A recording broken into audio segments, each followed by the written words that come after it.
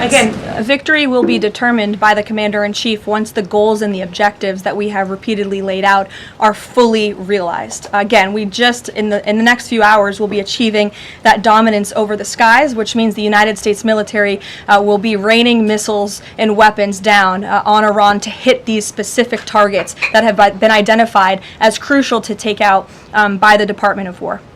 Sure, John. Thank you so much, Caroline. Has the U.S. posture changed in regard to a nuclear North Korea, given the latest strikes on Iran and the fact that the stated goal is to make sure that Iran is not a nuclear country? I don't have any change in position with respect to North Korea today. Thank you. A quick follow-up. There's been reports that Ali Khamenei's son has been elected as the next supreme leader. Does the administration think that he is a part of the same regime as his father? Would they like people in the country to rise up and get him out of power? There's reports he's been elected or that he's assuming to be elected. One of the likely options.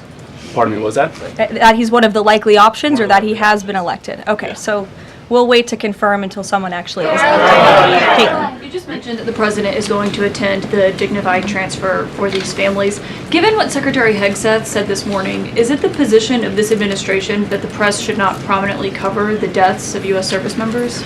No, it's the position of this administration that the press in this room and the press across the country should accurately report on the success of Operation Epic Fury and the damage it is doing to the rogue Iranian regime that has threatened the lives of every single American in this room. If the Iranian regime had their choice, they would kill every single person in this room. And so we can all be very grateful that we have an administration and that we have men and women in our armed forces who are willing to sacrifice their own lives for the rest of us in this room and for every American across the country and for every troop that is based in the Middle East. That's what these... Secretary Hegseth was complaining that it was front page news about these 6 service members who were killed. That's not what the Secretary said, Caitlin, and that's not what the Secretary meant, and you know it. You know you are being disingenuous. There is not...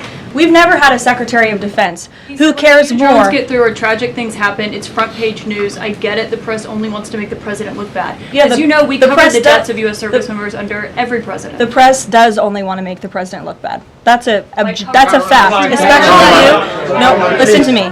Especially you and especially CNN. And the Secretary of Defense cares deeply about our war fighters and our men and women in uniform. He travels all across this country to meet with them, to connect with them, and your network has hardly ever probably reported on that. You also had the chairman of the Joint Chiefs, Chairman Kane, who's a brave patriot, standing alongside the Secretary at the Pentagon this morning, again expressing his condolences to these families. And I just told you that the President of the United States will be attending their dignified transfer. So please